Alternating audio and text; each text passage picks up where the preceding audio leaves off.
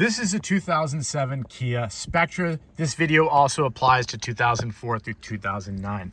If you have it that your speedometer is not moving, or really frankly anything on this gauge cluster, the first thing you're going to want to check is to come down here to what's called the knee bolster fuse panel.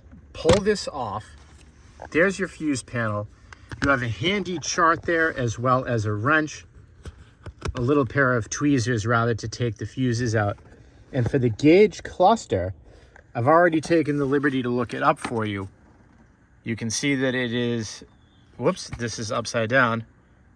It is that one right there. So it is this 10A in the upper right.